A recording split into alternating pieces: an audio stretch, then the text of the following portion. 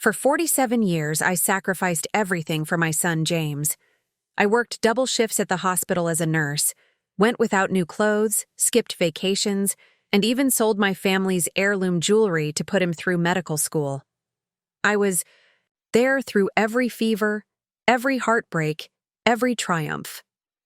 Then, on my 70th birthday, the very day I quietly tucked away the winning $380 million lottery ticket in my purse, James and his wife Vanessa told me I had become too expensive to keep around and needed to find more suitable living arrangements for someone my age. Their timing couldn't have been more ironic or more perfect for what would come next. Before we jump back in, tell us where you're tuning in from, and if this story touches you, make sure you're subscribed, because tomorrow I've saved something extra special for you. The morning of my 70th birthday began like any other day in the modest suburban home I shared with my son and his family. I woke early, my arthritis already, making itself known as I carefully made my way downstairs to prepare breakfast for everyone before they started their day. The kitchen had always been my domain, the one place where my presence in their home was still genuinely appreciated, if only for the results rather than my company. As I whisked eggs for James's protein-rich breakfast and cut fresh fruit for Vanessa's smoothie, I thought about the lottery ticket I'd purchased on a whim the previous week. It was only the third time I'd ever bought one in my entire life. The drawing had been the night before, but I hadn't bothered to check the numbers yet. At my age, dreaming about what I'd do with millions seemed foolish when I was more concerned with whether my Social Security check would stretch until the end of the month. "Morning, Mom," James said, barely looking up from his phone as he entered the kitchen in his tailored suit. My son had grown into a handsome man, tall like his father, with my hazel eyes, though none of the warmth I'd been told once shined in mine. He'd become a successful cardiologist, just as he'd always dreamed, largely thanks to the $160,000 I'd somehow managed to put toward his education. "Happy birthday," he added as an afterthought, still scrolling through emails. "Thank you, sweetheart," I replied, sliding his plate in front of him. "Is there any chance you'll be home for dinner tonight? I thought I might make that pot roast you used to love." James finally looked up, a flicker of annoyance crossing his face. "Mom, I told you last week. Vanessa and I have the charity gala. Tonight, the one for the hospital's new pediatric wing? I'm being honored." "Of course," I nodded, hiding my disappointment. "I forgot. I'm sorry." "It's fine," he said dismissively. "Actually, we need to have a talk this evening when we get back. Nothing to worry about, just some arrangements we should discuss." Something in his tone made my stomach tighten. But before I could ask what he meant, Vanessa swept into the kitchen in her designer workout clothes, platinum blonde hair pulled into a perfect ponytail. "Barbara, there you are," she said, as though I might be anywhere else at 7 a.m. "Remember the Hendersons are coming for brunch on Sunday. I need you to make sure everything is spotless. Last time, Mrs. Henderson noticed dust on the baseboards and I was mortified." "Yes, of course," I said, handing her the prepared smoothie. "And please don't wear that faded blue sweater again," she continued, assessing me with the critical eye she'd perfected over the 12 years of her marriage to my son. "It looks so elderly. You can borrow one of my old cardigans if you need something presentable." I'd been wearing that blue sweater because it was the last gift my late husband, Richard, had given me before cancer took him 20 years ago. But I simply nodded, having learned long ago that explaining sentimentality to Vanessa was like describing colors to someone who only saw in grayscale, conceptually possible, but practically futile. After they left for work, the house fell into blessed silence. My grandson Tyler had already left for his summer internship at his father's hospital, and my granddaughter Emma wouldn't be back from sleepaway camp for another 2 weeks. I cherished these quiet moments when I could move through the house without feeling like an intruder in a space that had never really felt like home, since I'd moved in 5 years ago, after my modest retirement savings had been depleted by a series of unexpected medical bills. I poured myself a cup of coffee and finally remembered the lottery ticket tucked into my purse. On a whim, I pulled out my old tablet, a hand-me-down from James when he'd upgraded years ago, and looked up the winning numbers from last night's drawing. The first number matched, then the second. By the third match, my hands were trembling, so badly I had to set the tablet down on the kitchen counter. When all 6 numbers aligned perfectly with my ticket, I stared in disbelief, certain I was misreading something. $380 million, the second largest jackpot in state history. I sat down heavily on a kitchen stool, my heart racing dangerously fast. I'd spent my entire career as a nurse, caring for others through their most vulnerable moments. I'd raised James alone after Richard died, working night shifts and weekends, to ensure he never felt the absence of opportunity, even if he felt the absence of his father. I'd pinched pennies, darned socks, and eaten simple meals so James could have the best of everything. And now, at 70, I had more money than I could spend in a dozen lifetimes. My first thought wasn't about what I would buy or where I would go. It was about James. Finally, after all these years of him viewing me as a burden, though he'd never say it so directly, I could show him I wouldn't need his reluctant charity anymore. I could get my own place, maybe even help with Tyler's college, fund or Emma's future. Perhaps this windfall could heal whatever had broken between us over the years, as James had climbed the social ladder and seemed increasingly embarrassed by his working-class mother, who lacked Vanessa's polished pedigree. I decided not to say anything immediately. The lottery website advised winners to speak with financial and legal advisors before claiming such a large prize. Besides, I wanted to savor this secret for just a little while. This one thing that was completely mine in a house where I owned practically nothing. That evening, I prepared a simple dinner for myself and waited up for James and Vanessa to return from their gala. Despite my earlier disappointment about spending my birthday alone, I felt lighter than I had in years. I'd made a plan. Tomorrow I would contact a lawyer, claim the prize as discreetly as possible, and then surprise James with the news that I'd be getting my own place. I'd help with the grandchildren's education, maybe set up a foundation in Richard's name. I imagined the relief on James's face when he realized I'd no longer be the financial burden he clearly considered me. It was nearly midnight when I heard the front door open and the sound of Vanessa's laughter floating up the stairs. I straightened my blouse, not the blue sweater, and made my way down to the formal living room where I knew they would stop for their customary nightcap. "Mom, you're still up?" James said, loosening his bow tie. He looked tired but pleased, the slight flush in his cheeks suggesting he'd enjoyed several glasses of champagne at the gala.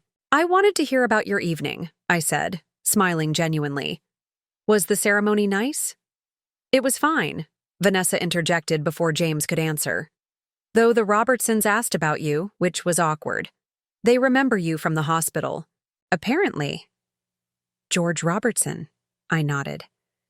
"I helped care for his mother in the ICU years ago." "Well, he seems to think you hung the moon," Vanessa said with a tight smile. "James had to explain that you're retired now and enjoying your golden years."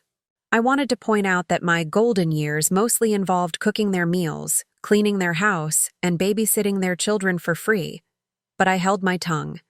Today of all days, I could afford to be generous in spirit. "Actually, Mom," James said, setting down his glass of bourbon, "that's part of what we wanted to talk to you about. Your situation." I sat down slowly on the edge of the pristine white sofa that Vanessa had always warned me not to sit on without placing a throw blanket beneath me first. Tonight, I didn't bother with the blanket. Something in James's tone told me this conversation wouldn't be a pleasant one.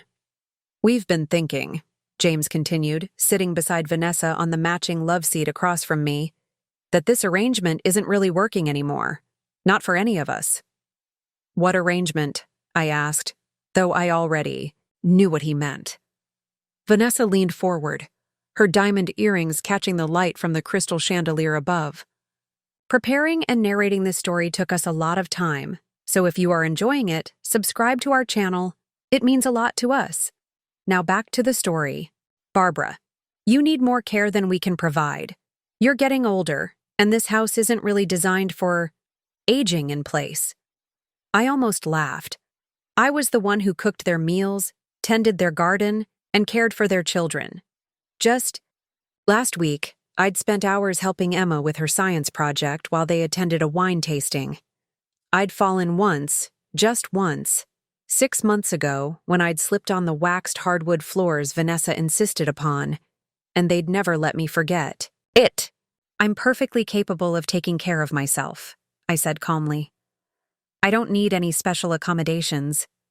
James sighed, exchanging a look with Vanessa that I'd seen countless times before. The look that said I just didn't understand their world.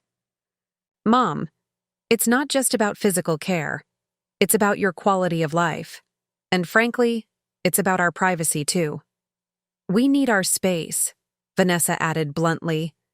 This arrangement was only supposed to be temporary after you ran through your savings.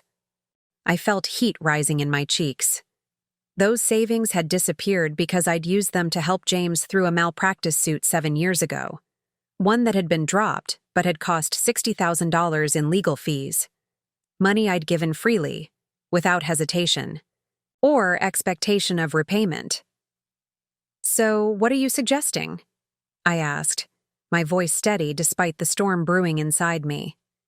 James pulled a glossy brochure from inside his jacket and handed it to me. Sunny Pines Retirement Community. It's nice, Mom. They have activities, medical staff on site, and you'd be with people your own age. I looked down at the brochure. The affordable living option was a 400-square-foot studio apartment that cost $3,200 per month, more than my entire Social Security check. How exactly would I afford this? I asked. Another exchanged glance between them. We'd help, of course, James said, though his tone lacked conviction. And you could work in their gift shop or something for extra money. They have a program for residents to earn pocket change. Pocket change. At 70 years old, after working since I was 16, my son expected me to stock shelves for pocket change. I see, I said quietly, still clutching the brochure. And when would this move happen? Well, Vanessa said, crossing her legs and adjusting her designer dress. We've actually already put down a deposit to hold a unit. They had a cancellation, so we were lucky to get it. You'd move in next week. Next week. They'd made this life-altering decision without even consulting me. The house will be easier to manage without having to worry about your needs, James added, as if this would comfort me. And honestly, Mom, I think you'll be happier there. We're always so busy, and you're alone here too much. I thought about all the family dinners I'd prepared that they'd missed, the times I'd waited up worried when they didn't bother to call, the birthdays, including today's, that had gone uncelebrated because their social obligations took precedence. I understand, I said, surprising myself with how calm I sounded. Inside, a lifetime of accommodation and acquiescence was finally giving way to something else, something that felt dangerously like rebellion. May I think about it overnight? James appeared relieved, clearly having expected more resistance. Of course, Mom, but the unit won't be held long. We'd need to confirm by tomorrow evening. As they headed upstairs, Vanessa paused and turned back to me. Oh, and we'll need you to pare down your belongings. Your unit will be much smaller and we're converting your room into a home gym once you leave. A home gym. My son and his wife were erasing all evidence of my existence before I'd even walked out the door. I returned to my room, the smallest bedroom in the 5-bedroom house, and sat on the edge of my bed. The lottery ticket was still in my purse, folded neatly beside my outdated wallet. I took it out and stared at the numbers that had changed everything. Yet nothing at all. In the morning, while James and Vanessa were still asleep, I slipped out of the house and took the bus downtown. The ride was long, giving me time to reflect on how I'd ended up here. I'd met Richard when I was 21, a young nurse full of idealism and energy. He was a patient recovering from a car accident, handsome, kind, and utterly captivated by what he called my healing hands and generous heart. We married 6 months later, and James arrived a year after that. Richard worked in construction, building houses for other families while saving to build our own someday. We weren't wealthy, but we were happy in our small rental, rich in love and plans for the future. When James was 7, Richard was diagnosed with aggressive pancreatic cancer.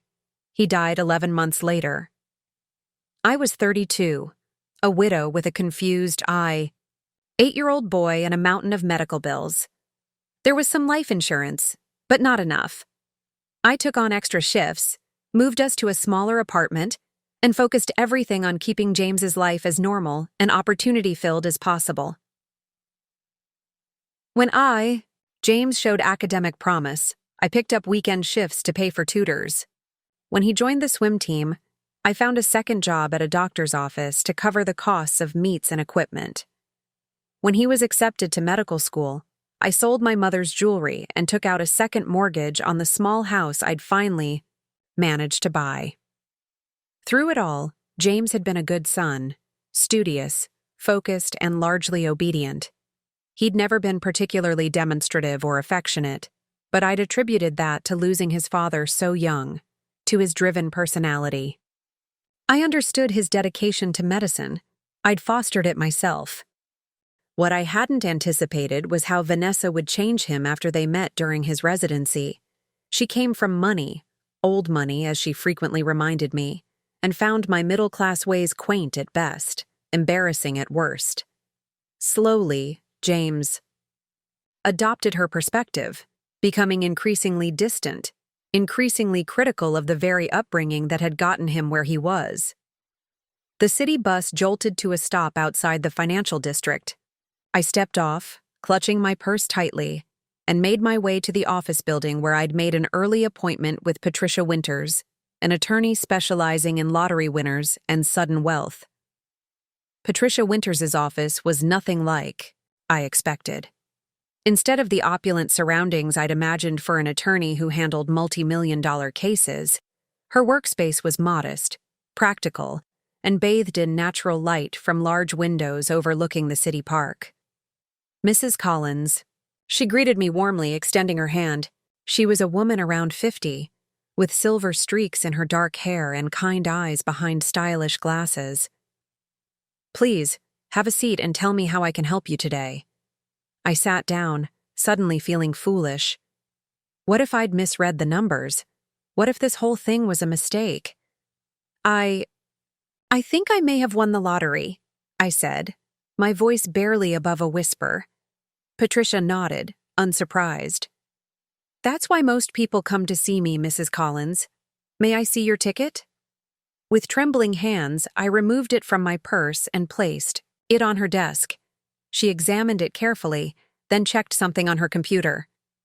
"Mrs. Collins," she said after a moment, her professional demeanor softening slightly. "This appears to be the sole winning ticket for the $380 million Powerball jackpot drawn 2 nights ago. Despite having checked the numbers multiple times myself, hearing it confirmed by this professional woman made my chest tighten.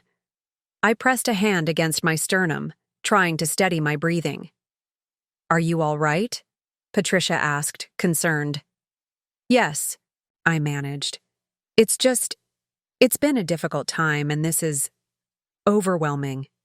"I understand," she said, though of course she couldn't possibly understand the irony of my situation. "The first thing you need to know is that we need to move quickly but carefully.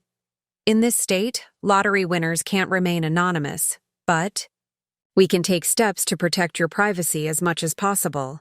"What steps?" I asked. "We'll create a trust or an LLC to claim the prize. Your name will still be on public record, but it offers some buffer. We'll also need to assemble a team, a financial advisor and an accountant specializing in sudden wealth. And Mrs. Collins," she added, her expression serious, "you shouldn't tell anyone about this win until we have protections in place." I thought about James and Vanessa, about the retirement home brochure still sitting on my nightstand. "That won't be a problem," Patricia explained my options, taking the lump sum payment of approximately $223 million after taxes versus annuity payments, and outlined the immediate steps we needed to take. By the end of our 2-hour meeting, I had signed paperwork to create the second chance trust that would claim my winnings, made appointments with the financial team Patricia recommended, and scheduled a follow-up meeting for the next morning. "Just one more thing," I said as our meeting concluded. "How quickly can I access some of the money? I may need to make new living arrangements soon." Patricia studied me for a moment. "Is everything all right at home, Mrs. Collins?" No one had asked me that question in decades. The simple acknowledgement that something might not be all right in my life, that someone noticed, made my eyes sting with unexpected tears. "My son and his wife have decided I should move to a retirement home," I said, trying to keep my voice steady. "Next week, actually. They've already paid a deposit." Patricia's expression remained neutral, but I saw a flash of something, perhaps anger, in her eyes. "I see. We should be able to expedite access to some funds within 3 to 4 days. In the meantime, if you need immediate assistance with temporary accommodations or legal advice regarding your current living situation, I'd be happy to help." I shook my head. "That won't be necessary. I can manage a few more days." As I left Patricia's office, I felt something I hadn't experienced in a very long time: power. Not power over others, but power over my own life, my own decisions. It was intoxicating and terrifying all at once. I took the bus back to James and Vanessa's house, rehearsing what I would say that evening. Part of me wanted to tell them immediately about my windfall, to see the shock on their faces. But Patricia's advice made sense. I needed to protect myself first. When I arrived home, I found Vanessa in the kitchen, unusually, with catalogs of exercise equipment spread across the counter. "Barbara, there you are," she said, not bothering to ask where I'd been. "I've been thinking about your move. We should start packing your things today. The sooner we get you settled at Sunny Pines, the sooner you can start adjusting." I hung, my purse carefully on the hook by the door, making sure my lottery ticket was still securely inside. "Actually, Vanessa, I've been thinking about that. I'm not sure Sunny Pines is the right place for me." Her perfectly sculpted eyebrows shot up. "What do you mean? James and I have already looked into it thoroughly. It's the best option for someone in your financial position." "I might have other options," I said carefully. Vanessa's expression hardened. "Barbara, let's be realistic. You have no savings. Your Social Security barely covers groceries. Where exactly do you think you'll go?" The condescension in her voice made something shift inside me. For 5 years, I'd bitten my tongue, swallowed my pride, and accepted their subtle and not-so-subtle reminders of my dependence. But no more. "I'm still considering my options," I said firmly. "I'll let you know my decision soon." Vanessa stared at me as if I'd suddenly started speaking a foreign language. "There's no decision to make, Barbara. This is happening. James and I have already committed to this plan." "Plans can change," I replied, surprised by the steadiness in my voice. "Not this one," Vanessa snapped, her pleasant facade crumbling. "Listen, I've been patient. We've been patient. We've housed you, fed you, clothed you. I cook your meals, clean your house, care for your children, and tend your garden." I interrupted. "I'm hardly a charity case, Vanessa." Her lips pressed into a thin line. "Those contributions hardly offset the cost of keeping you here. Do you have any idea what our property taxes are? What it costs to heat and cool a house this size? To feed another adult? James works 80 hours a week saving lives, and I manage a household and maintain our social obligations. The last thing we need is to keep subsidizing you while you consider your options." I took a deep breath, fighting to maintain my composure. "I understand you feel I'm a burden. That will be remedied soon enough. But I won't be going to Sunny Pines." Vanessa's face flushed with anger. "We'll see what James has to say about that." As she stormed out of the kitchen, I sank into a chair, my newfound confidence wavering. Tonight's conversation with James would be even more difficult than I'd anticipated. My son had changed over the years, influenced by Vanessa's materialism and status anxiety, but deep down, I still hoped some part of him remembered who we had been to each other, who we could be again. But first, I needed to survive the next few days without revealing my secret.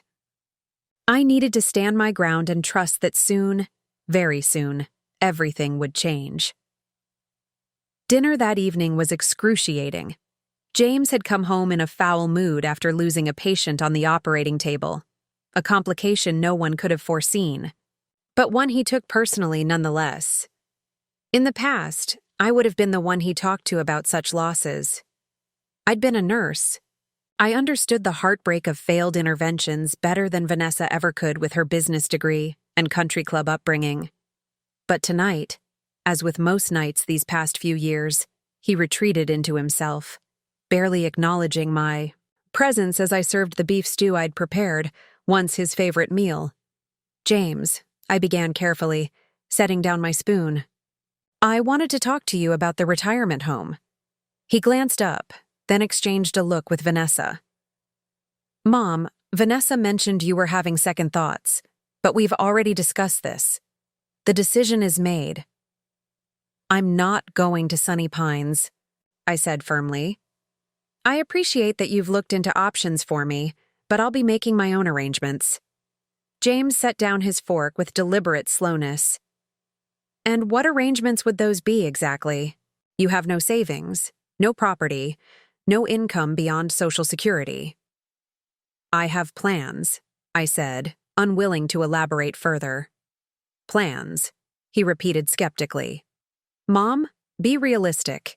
You can't afford an apartment in this city. Even if you could, you shouldn't be living alone at your age." "I managed alone for 20 years after your father died," I reminded him. "I raised you alone. I worked full-time alone. I maintained a household alone." "That was different," he said dismissively. "You were younger then." "I'm not incapable now," I insisted. "And I don't need your permission to make my own decisions."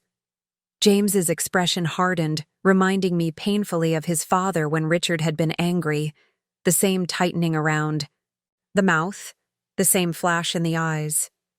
"Actually, Mom, you do need our help. You've been living in our home on our dime for 5 years now. We've been patient, we've been generous, but we need our space back." "James," I said softly, "I gave up everything for you. Everything. I never asked for anything in return." "Here we go," Vanessa muttered, rolling her eyes. "The martyr routine." James gave her a warning look, then turned back to me. "Mom, I know. You worked hard as a single parent. I've always acknowledged that. But that's what parents do. They provide for their children. It doesn't mean children are forever indebted." My heart ached at his words. When had my son become so cold, so transactional in his view of family? "I never said you were indebted," I said quietly. "But I did hope for kindness, for respect." "Respect?" Vanessa interjected. "Barbara, we've respected you enough to give you a home when you had nowhere else to go.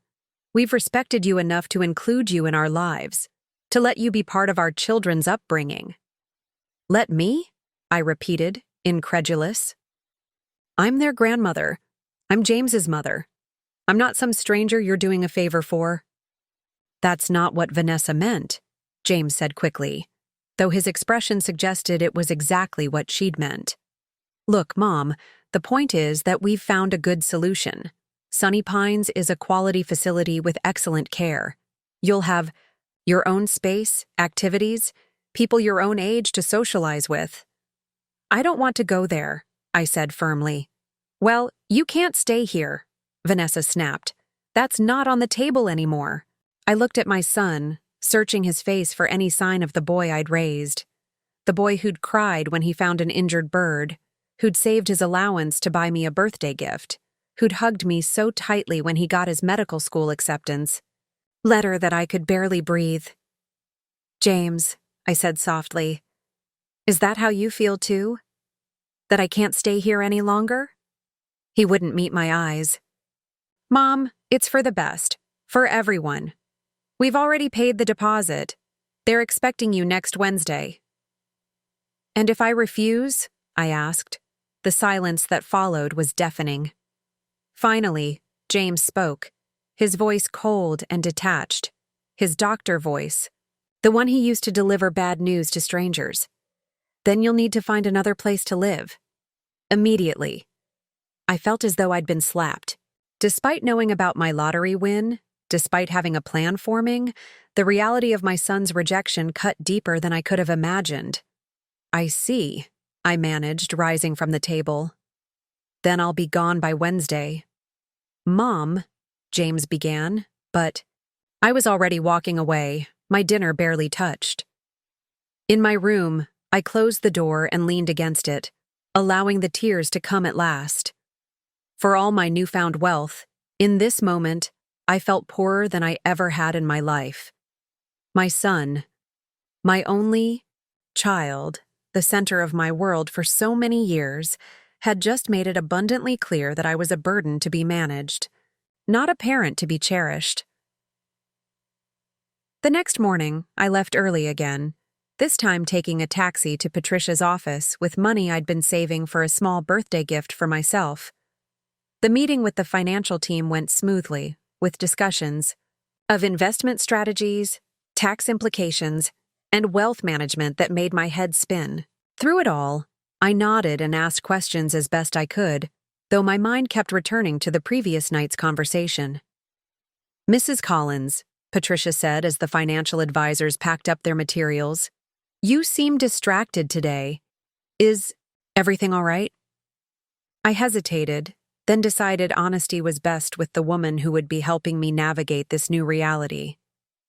My son made it clear last night that I need to be out of his house by Wednesday, whether I go to the retirement home or not. Patricia frowned. That's very little notice. Do you have somewhere to go temporarily? Not yet, I admitted. I was hoping I might have access to some funds by then to get a hotel room.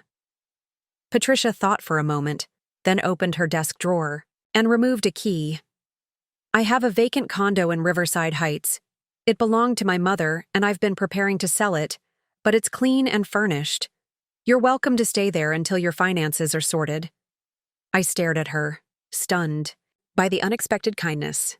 I couldn't possibly— Yes, you can, she said firmly. Consider it an advance on my services. You'll be able to repay me 100 times over once your funds are accessible. Besides, she added with a gentle smile, I have a feeling about you, Mrs. Collins. Something tells me you've spent your life giving to others. Perhaps it's time you allowed someone to give something to you. As I left Patricia's office with the key to a temporary sanctuary, I felt a complex mixture of emotions: gratitude for her kindness, anxiety about the confrontation to come, and a deep, persistent sadness about James. The irony wasn't lost on me. After a lifetime of financial struggle, I now had more money than I could ever spend, yet the only thing I truly wanted, my son's love and respect, seemed further out of reach than ever. That evening I began quietly packing my belongings while James and Vanessa attended yet another hospital function. I didn't have much: clothes that were mostly outdated, a few photo albums, Richard's watch, the quilt my grandmother had made for my wedding. My life's possessions fit into 2 suitcases and a small box. As I carefully wrapped a framed photo of James at his medical school graduation, his arm around my shoulders, both of us beaming with pride, I wondered where we had lost our way. When had his ambition turned to coldness? When had his drive for success eclipsed his capacity for compassion? And perhaps most importantly, once he learned of my newfound wealth, would anything between us really change? Or would it only confirm what I was beginning to fear, that our relationship had become as transactional as his view of the world? Wednesday morning arrived with a sense of finality. I had spent the previous day quietly organizing my affairs, visiting my bank to ensure my meager accounts were secured, and calling my few remaining friends to let them know I'd be moving. Though, I shared no details about my lottery win or the circumstances of my departure from James's home. As I zipped my second suitcase closed, there was a soft knock at my bedroom door. To my surprise, it was my grandson Tyler, who should have been at his internship. "Grandma?" he said hesitantly. "Can I come in?" Tyler was 19, tall like his father, but with a gentleness that reminded me of Richard. Unlike his sister Emma, who had fully embraced Vanessa's materialistic values, Tyler had always seemed uncomfortable with his parents' lifestyle and attitude toward me. "Of course, sweetheart," I said, quickly wiping away a stray tear. "Shouldn't you be at the hospital?" He stepped inside, closing the door behind him. I told Dad I had a morning class. His eyes fell on my packed suitcases. "So it's true. They're making you leave." I sighed, sitting on the edge of the bed and patting the space beside me. "It's complicated, Tyler." "No, it's not," he said with a flash of anger that surprised me. "It's wrong. Your family. They're treating you like an inconvenience." "Your parents have their reasons," I said diplomatically, though my heart warmed at his indignation on my behalf. "Dad said you refused to go to Sunny Pines." Tyler sat beside me, his young face troubled. "He made it sound like you were being difficult and ungrateful." I chose my words carefully. "I'm grateful for the shelter they've provided, but Sunny Pines isn't right for me. I have other plans." "What plans?" he asked, echoing his father's skepticism from days earlier. "Grandma, I know about money stuff. Your Social Security is barely anything. Apartments here cost thousands a month. I've been saving," I said, which wasn't exactly a lie. "And I have a friend who's helping me with temporary housing." Tyler looked unconvinced. "Let me help. I have savings from my graduation money. It's not much, but—" "Absolutely not," I interrupted, taking his hand. "Tyler, I love you for offering, but I would never take your money. I'll be fine, I promise." He looked down at our joined hands. "There's something else you should know," he said, quietly. "Something I overheard?" My heart sank. "What is it?" "Last month, when you were visiting Mrs. Henderson, I heard Dad and Mom talking about selling the house." "Selling the house?" I repeated, confused. "But they love this house." Tyler shook his head. "They want something bigger in Lakewood Estates. One of Dad's colleagues is on the board there. It's some exclusive gated community with a golf course and private security." He hesitated. "Mom said they couldn't move with you still living here. She said you'd complicate things. That the kind of people who live in Lakewood wouldn't understand why they were still supporting an elderly parent." The revelation hit me like a physical blow. This wasn't just about wanting their space back or believing I needed more care. They were embarrassed by me. My presence was an impediment to their social climbing. "I see," I said quietly. "It's disgusting," Tyler continued, his young face flushed with anger. "After everything you've done for Dad, for all of us, you practically raised me and Emma while they were busy with their careers and social stuff." "They're your parents, Tyler," I reminded him gently. "Whatever their flaws, they love you." "Maybe," he conceded. "But they don't treat you right. They never have, not since I can remember." A lifetime of making excuses for James rose to my lips. But something stopped me. Perhaps it was time to acknowledge the truth, at least to myself. "No," I agreed softly. "They haven't." Tyler's eyes widened at my admission. I'd always defended. James always found explanations for his behavior. "What are you going to do?" I squeezed his hand. "I'm going to be fine. Better than fine, actually. But I need you to promise me something." "Anything." "Focus on your education. Follow your own path, not the one your parents have mapped out for you. And remember that there are many kinds of success in this world. not all of them measured by bank accounts or addresses. He nodded solemnly. Will I see you again? Of course, I assured him. I'm not disappearing from your life. I'll always be your grandmother, no matter where I live. Tyler helped me carry my suitcases downstairs, where I found James waiting in the foyer, checking his watch impatiently. There you are, he said. I've arranged for a car to take you to Sunny Pines. They're expecting you by noon. He finally noticed Tyler. Why aren't you at your internship? I came to help Grandma, Tyler said defiantly. James frowned. You can't just skip commitments, Tyler. That internship is a vital step toward medical school. Some things are more important, Tyler replied, his voice steady. James looked as though he might argue, but instead turned back to me.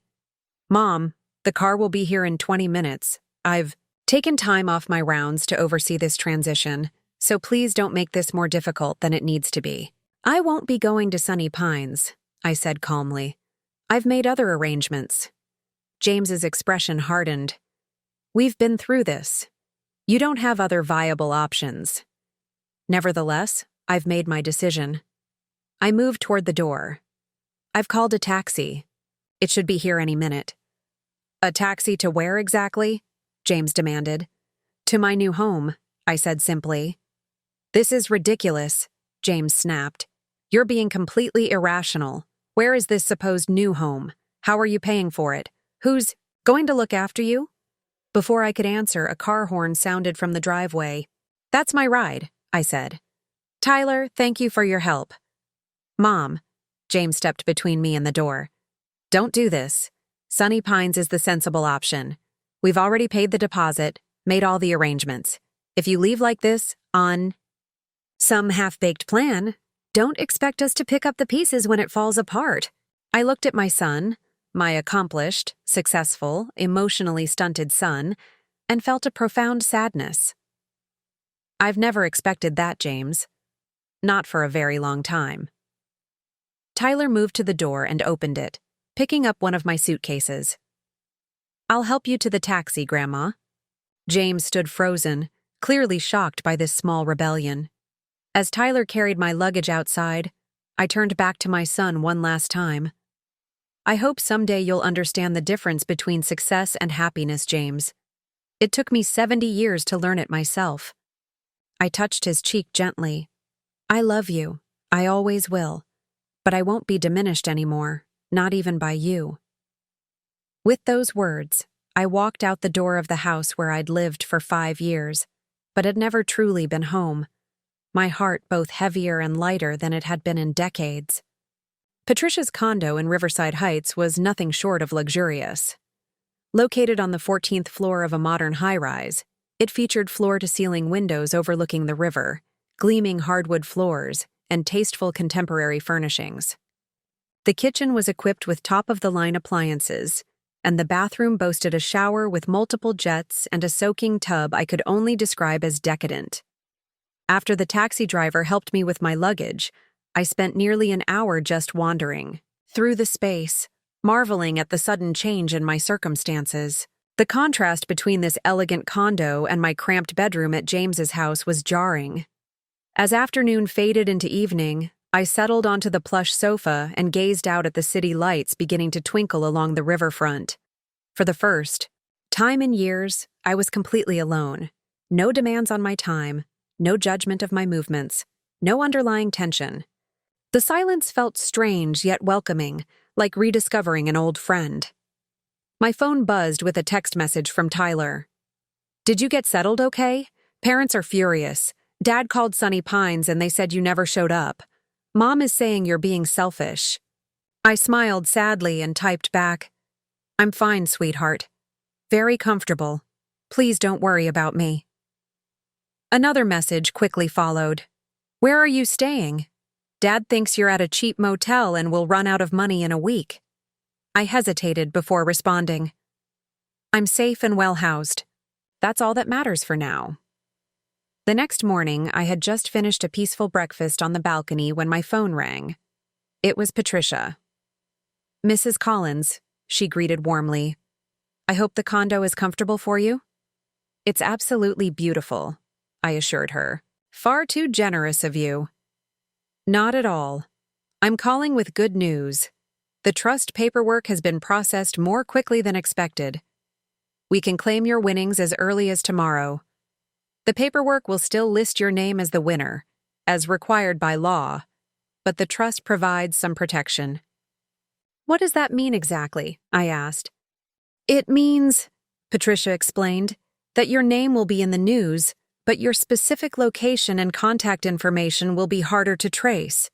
We've also arranged for the press conference to be minimal. You'll need to appear briefly, but we can limit questions and have security present. My stomach tightened at the thought of public exposure. Will there be photographs? Unfortunately, yes. It's part of the Lottery Commission's requirements. But we can keep it brief, and you'll have security escorts. After we hung up, I sat in silence, contemplating what was to come. Tomorrow, my life would change irrevocably. The private betrayal I'd experienced would become public victory, my name, and face broadcast across news outlets and social media. There would be no hiding from James and Vanessa then. No maintaining the quiet dignity I'd tried to preserve while leaving their home. Part of me, a part I wasn't entirely proud of, looked forward to them discovering the truth. Let them see what they had thrown away. Let them reckon with their own callousness in the harsh light of public scrutiny. But a deeper part felt only sadness at the knowledge that money, not love or respect, would likely be what changed their perception of me.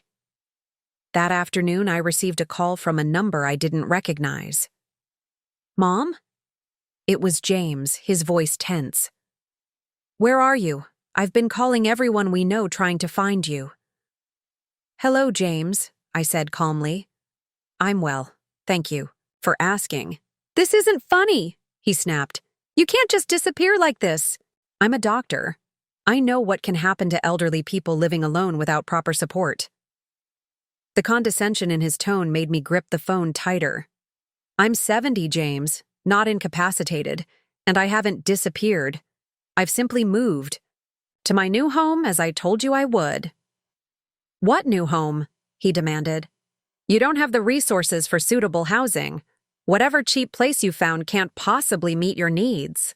I took a deep breath, looking around at the luxurious condo that was nicer than any place I'd ever lived, including his house. My needs are being met quite adequately, I assure you. This is ridiculous, he fumed.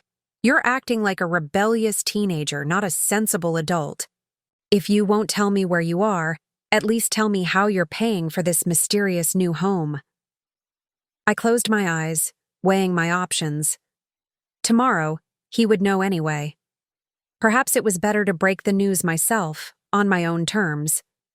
James, I said quietly, I have something to tell you. Something I probably should have shared days ago, but I needed time to process it myself.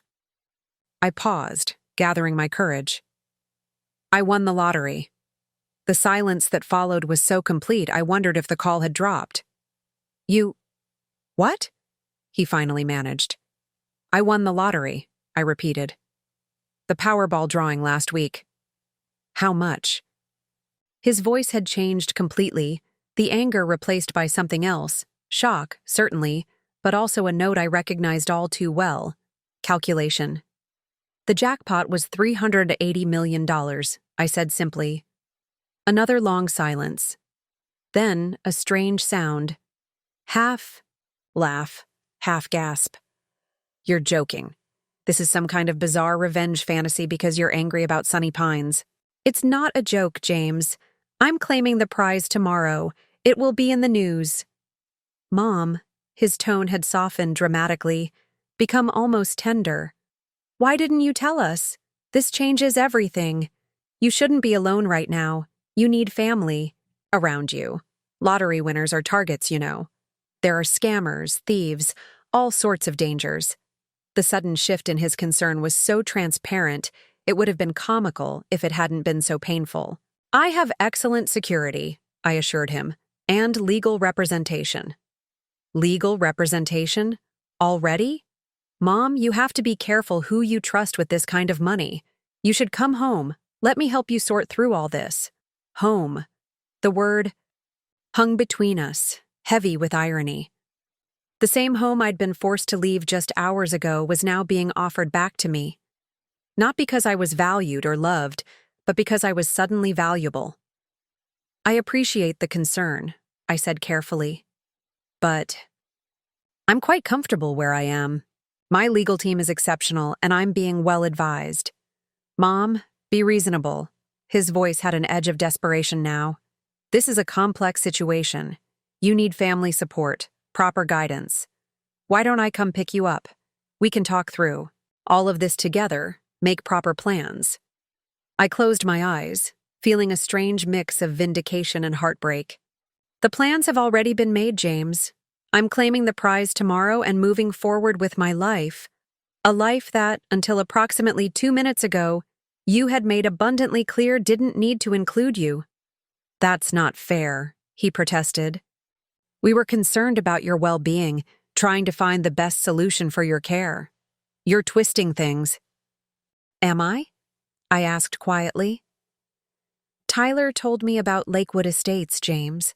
About how my presence in your home was preventing you from moving into a more exclusive neighborhood. He faltered. Tyler shouldn't have. That was a private conversation, taken out of context. Was it? Then explain the context to me. Explain how forcing your mother into a retirement home she neither wanted nor could afford was about my well-being rather than your social aspirations. Mom, please. His voice had turned plaintive. Let's not fight. This is wonderful news. We should be celebrating, planning for the future. Your future, our family's future.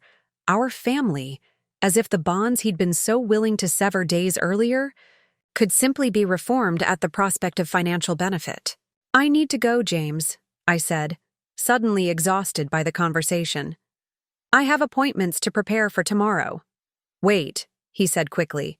At least tell me where you are. Maybe Vanessa and I could bring dinner tonight, make a nice evening of it.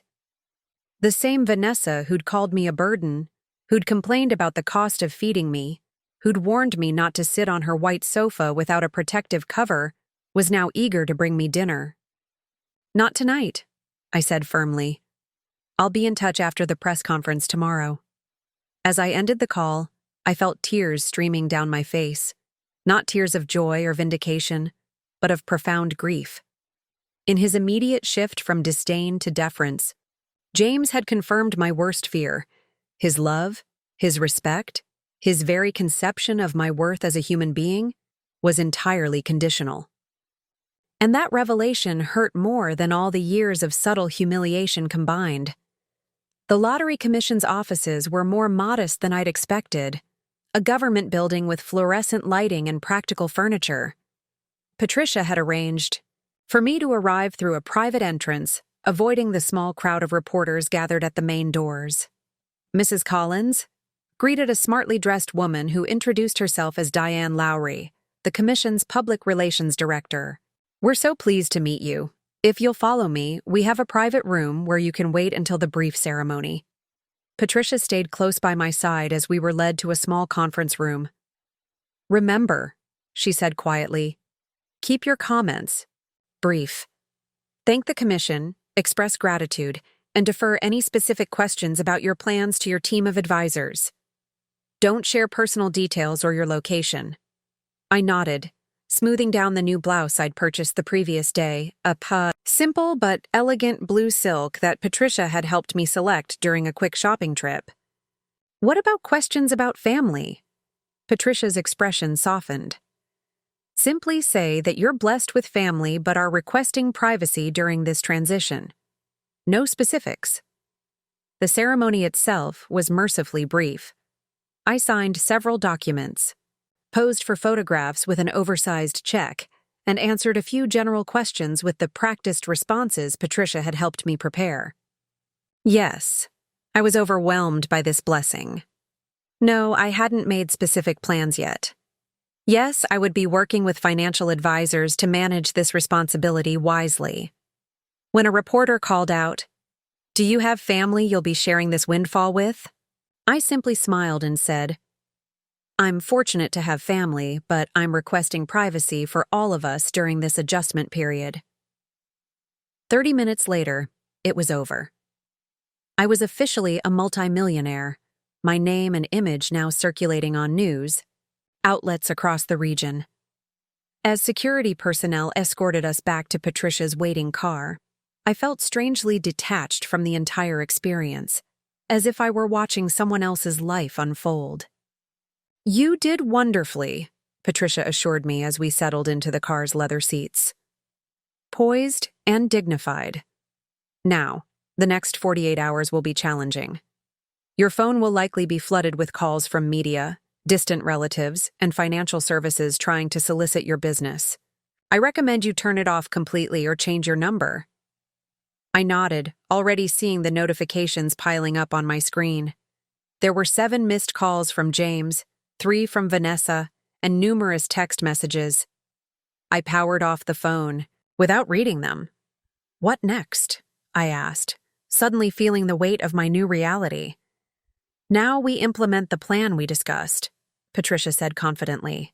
"The trust is established, your initial funds are being transferred to your new accounts, and the security team is in place at the condo. Tomorrow we'll meet with the real estate agent to begin looking at permanent housing options." "And James?" I asked quietly. Patricia's expression grew serious. "That's entirely up to you, Barbara. You're in control now. You decide who has access to you, who benefits from your generosity, who plays what role in your life moving forward." Control. Such a simple word for such a profound concept. For decades, my life had been shaped by obligation, sacrifice, and later, dependence. The idea that I now held the power to determine my own path and the nature of my relationships was both exhilarating and terrifying. Back at the condo, I finally turned my phone back on, bracing myself for the deluge. Among the dozens of notifications from unknown numbers and news outlets, James had called 17 times and left 5 voicemails. I steeled myself and listened to the first one. "Mom, I just saw you on the news. I can't believe this. Call me immediately. We need to talk about security, about protecting your assets. I'm worried about you." The second. "Mom, why aren't you answering? We're family. We should be handling this together. Vanessa and I are very concerned." The third grew increasingly agitated. "This is ridiculous, Mom. You can't just shut us out like this. We're your family. We have a right to be involved in decisions of this magnitude." The fourth was Vanessa's voice, honey-sweet in a way I'd never heard directed at me. "Barbara, darling, we're just beside ourselves with worry. James is frantic. Please call us. We only want what's best for you. Families should stick together during times like these." The final voicemail, left just minutes before I checked my phone, was James again, his tone now verging on desperation. "Mom, please. I know things have been difficult between us lately. I admit we may have been hasty about Sunny Pines. We can work all that out. Just call me back, please." I deleted all the voicemails and scrolled through the text messages, which followed a similar pattern of escalating concern and entitlement. The last one from James read, "If you don't call back soon, we're going to file a missing person report. This isn't normal behavior. I'm worried you're being taken advantage of or held against your will." It was emotional manipulation, pure and simple. A week ago, he'd been perfectly content to ship me off to a retirement home against my wishes. Now, suddenly, my absence was cause for police intervention. I composed a simple text in response. "I am safe and well. I am not missing or being coerced. I need space right now and will contact you when I'm ready. Please respect my wishes." His reply came instantly. "Where are you?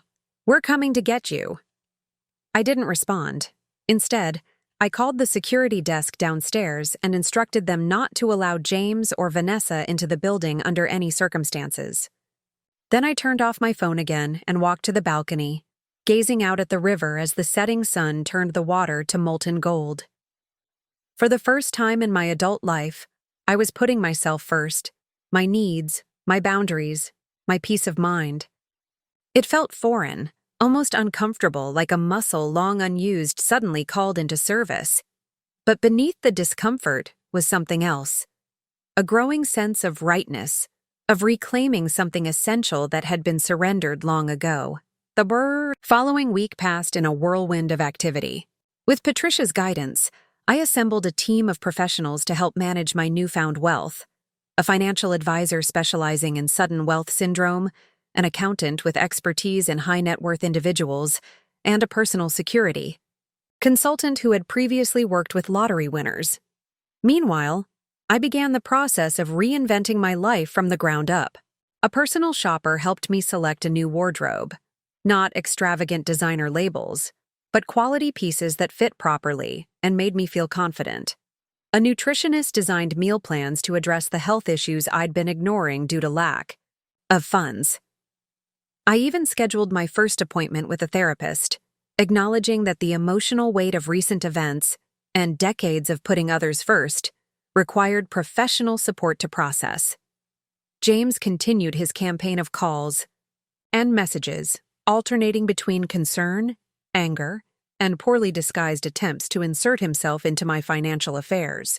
I maintained minimal contact, responding only with brief assurances that I was well and had proper professional guidance.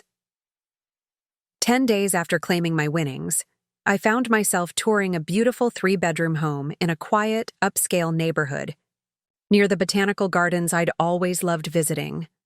The house was perfect, single level with no stairs to navigate as I aged, a garden I could tend myself, a kitchen designed for someone who loved cooking, and most importantly, excellent security. Features including a gated entrance and modern alarm system. "It's lovely," I told the real estate agent, a kind woman named Helen who specialized in helping clients find homes that would accommodate aging in place. "And being near the gardens would be wonderful." "Shall we make an offer?" Helen asked. "Properties in this neighborhood don't stay on the market long." I hesitated only briefly before nodding. "Yes, let's do it. Full asking price." That evening, as I sat on Patricia's condo balcony watching the sunset, my phone rang with an unknown number. "Mrs. Collins?" a young woman's voice asked when I answered. "This is Emma, your granddaughter." I was momentarily taken aback. Emma had barely spoken 10 words to me in the past year, preferring to communicate through eye rolls and exasperated sighs when forced to interact with me. "Emma," I said carefully, "this is a surprise." "Yeah, well," she sounded uncomfortable. "I thought I should call. To check in, you know. Everyone's talking about you." "I'm sure they are," I replied, keeping my tone neutral. "Dad's pretty upset," she continued. "He thinks you're being manipulated by whoever's giving you legal advice." "I'm not being manipulated, Emma. I'm being properly advised by competent professionals." She was quiet for a moment. "So it's true, about the money?" "Yes, it's true." "Cool." Another pause. "So, I was thinking maybe we could get lunch sometime. Catch up?" The transparent nature of her sudden interest would have been comical if it weren't so painful. This was the same girl who had complained loudly about being stuck with me when her parents needed a last-minute babysitter for her during their Aspen ski trip last winter. "That would be nice," I said, deciding to take the high road. "But I'm quite busy getting settled at the moment." "Perhaps in a few weeks." "Oh," she sounded disappointed. "Sure, whatever. I just thought, never mind." "Thought what, Emma?" Her voice dropped to a near whisper. "Dad said you'd probably want to help with college tuition now, for your grandkids, and—" There it was, the real purpose of her call. Not concern for my well-being, not a desire to repair our relationship, but a coldly calculated attempt to secure her share of my windfall. "I see," I said quietly. "Emma, I'm going to say something important, and I hope you'll really hear it. There's a difference between being wealthy and being rich. Wealth is what you have. Richness is how you live, the quality of your relationships, the depth of your compassion, the way you treat people when there's nothing to gain. She said nothing, so I continued. I spent my life trying to give your father every advantage, every opportunity. I succeeded in making him wealthy by the world's standards, but I failed in teaching him true richness. I don't intend to make the same mistake with you and Tyler. Whatever financial decisions I make regarding my grandchildren will be based on the values you demonstrate, not the expectations you bring. That's not fair, she protested. You can't just decide who deserves your money based on who you think is nice enough. Actually, Emma, that's exactly what I can do. It's my money, my choice. Just as it was your parents' choice to decide I wasn't worth keeping in their home once I became inconvenient, she huffed in frustration. You're being really vindictive right now. No, I'm being honest. There's a difference. I softened my tone slightly. Emma, I love you because you're my granddaughter. That won't change. But respect and financial support are earned, not given. If you want a relationship with me, a real one, I'm open to that. But it won't be transactional. The next day, my offer on the house was accepted. As I signed the paperwork in Patricia's office, I felt a wave of satisfaction wash over me. For the first time in decades, I was creating a home that was truly mine. Not a compromised space in someone else's domain, not a temporary shelter dependent on another's goodwill, but my own sanctuary designed around my own needs and preferences. Congratulations, homeowner, Patricia smiled, handing me a pen for the final signature. Thank you, I said, feeling tears prick at my eyes. For everything. You've done all the hard work yourself, she assured me. I'm just helping with the logistics. Not just that, I insisted. You treated me with respect from the first moment we met, before you knew about the money. You saw me as a person of value, not a burden. Patricia's expression grew serious. Barbara, may I speak frankly? I nodded. In my years of practice, I've worked with many wealthy individuals, people who inherited family fortunes, executives with 8-figure salaries, entrepreneurs who sold their companies for billions. And I've observed something interesting. Money doesn't change people so much as it reveals them. The suddenly wealthy don't become kind or cruel. They simply gain the freedom to be more of who they already were. She leaned forward slightly. You've spent your life caring for others, often at great personal cost. Now you have the resources to care for yourself without sacrifice. But I've watched you these past weeks, and while you're certainly enjoying your new comfort, you're not becoming selfish or indulgent. You're still the same compassionate woman. You're just finally including yourself in that compassion. Her words resonated deeply, crystallizing something I'd been feeling but couldn't articulate. The money hadn't fundamentally changed me.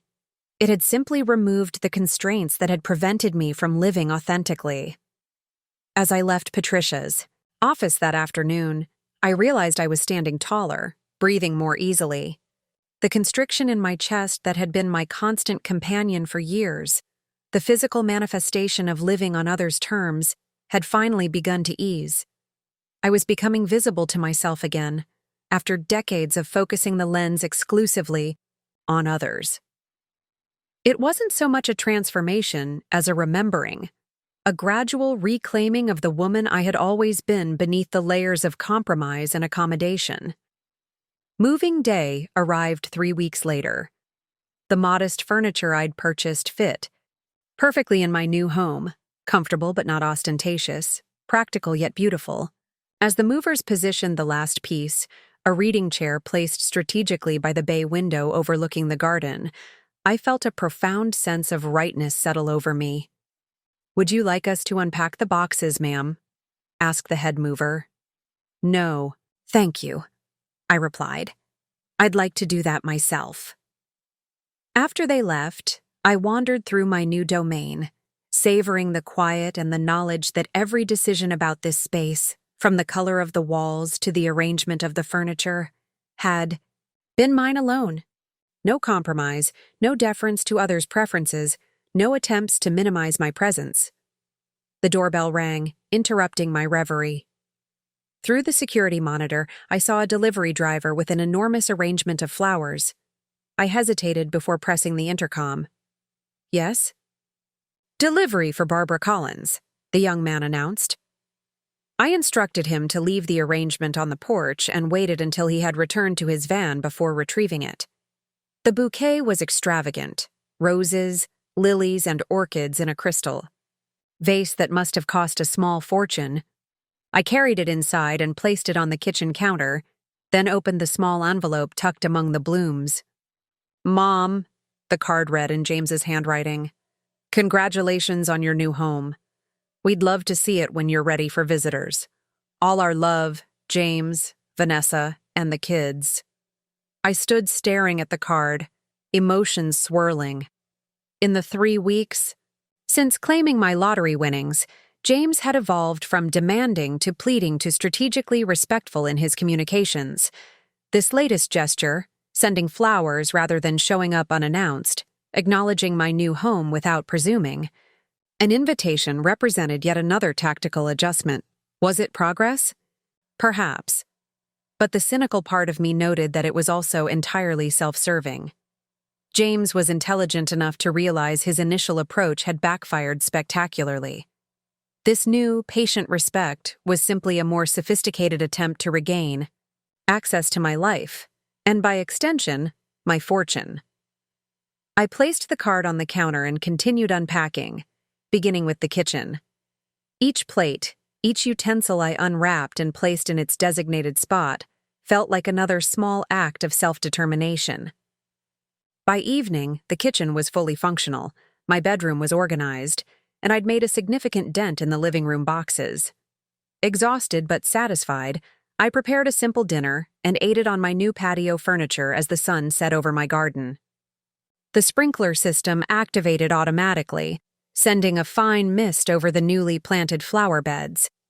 Tomorrow, the landscapers would finish installing the rose garden I'd designed, a luxury I'd always dreamed of, but never imagined I could afford, Darkness fell. My phone chimed with a text message. It was Tyler. Heard you moved into your new place today. Hope it went smoothly. I miss you. Unlike his sister and parents, Tyler had maintained contact without any apparent agenda, sending occasional messages that were refreshingly genuine. I'd had lunch with him once, at a cafe halfway between his university and Patricia's condo, where he'd asked thoughtful questions about my plans and shared his own doubts about following his father into medicine. All unpacked and settling in, I replied. Miss you too. Would love to have you visit sometime soon. His response came quickly. Really? Dad said you weren't ready for visitors yet. I frowned. Of course, James would appoint himself the gatekeeper of access to me. You're welcome anytime, Tyler. This weekend, perhaps? That would be awesome. I could help with any unpacking you have left. We arranged for him to visit Saturday afternoon, and I felt a warmth spread through me at the prospect. Despite everything, I was still a grandmother who missed her grandchildren, or, at least, the one grandchild who seemed to value me as a person rather than a potential benefactor. The next morning, I woke to the sound of birds in my garden rather than the tension-filled silence of James and Vanessa's house. I prepared coffee in my new kitchen, then carried it to the patio to watch the landscapers begin work on the rose garden. My phone rang, Patricia calling with updates on various financial matters. The initial firestorm of media interest had died down, but she had screened several legitimate charitable organizations seeking support and wanted to schedule a meeting to discuss philanthropic planning. I'd like that, I told her. I've been thinking about setting up some kind of nursing scholarship, maybe named for Richard. That's a wonderful idea, she agreed. We can explore options next week. How are you settling into the new house? It feels like home already, I said. I can hardly believe it's mine. You deserve it, Patricia said firmly. Every square inch. After we hung up, I spent the morning continuing to unpack and organize. Around noon, I decided to venture out to the nearby farmer's market I'd noticed during previous visits to the botanical gardens. As I selected fresh produce for the coming week, reveling in the simple pleasure of choosing ingredients without worrying about cost, a woman approximately my age approached tentatively. "Excuse me," she said. "Are you Barbara Collins?" I tensed slightly, wary of strangers after the media attention. "Yes? I thought so. I recognized you from the newspaper." She smiled warmly. "I'm Eleanor Winters. I volunteer at the botanical gardens just down the street." "Oh, how lovely." I relaxed slightly. "I've always enjoyed those gardens." "We're always looking for new volunteers," she ventured, "especially people with any gardening experience. It's such a wonderful community, mostly retirees like us, but some younger folks too. Very welcoming." The invitation caught me off guard. It had been so long since anyone had simply wanted my company or contribution, without an underlying agenda. "I'd like that," I said, surprising myself. "I'm just getting settled in my new place, but perhaps in a week or two." "Wonderful," Eleanor beamed, handing me a card with the volunteer coordinator's information. "We meet every Tuesday and Thursday morning. It's quite therapeutic, working with the plants. And the coffee clatch afterward isn't bad either." As I continued my shopping, now with a spring in my step, I realized something profound was happening. Day by day, interaction by interaction, I was building not just a new home, but a new life. One based on authentic connections and genuine interests, rather than obligation and dependency. The momentum was building, carrying me forward into a future. I was designing myself, brick by deliberate brick. It wasn't just about the money, although that had been the catalyst. It was about reclaiming agency, about rediscovering parts of myself that had been submerged beneath decades of self-sacrifice. For the first time in longer than I could remember, I was excited about what tomorrow might bring. Saturday afternoon. Arrived with perfect early autumn weather, crisp air, golden sunshine, and a gentle breeze that carried the scent of my newly planted roses through the open windows. I had prepared a light lunch for Tyler's visit and was just arranging cookies on a plate when the security system chimed, alerting me to a car at the gate. I checked the monitor and felt my stomach clench. It wasn't just Tyler at the gate. It was James's SUV with the entire family inside. For a moment, I considered denying entry, enforcing the boundary I had so carefully established. But Tyler's hopeful face was visible in the passenger seat, and I couldn't bring myself to turn him away, even if it meant dealing with the others. I pressed the intercom. "Tyler, I wasn't expecting the whole family." There was a muffled conversation inside the car before Tyler's voice came through. "I'm sorry, Grandma. Dad insisted on driving me. He said it was on their way to somewhere else." A transparent lie, but not Tyler's fault. I sighed and pressed the button to open the gate, then went to the front door to greet them. James emerged from the driver's side first, whistling softly as he took in the property. "Wow, Mom, this is quite a place."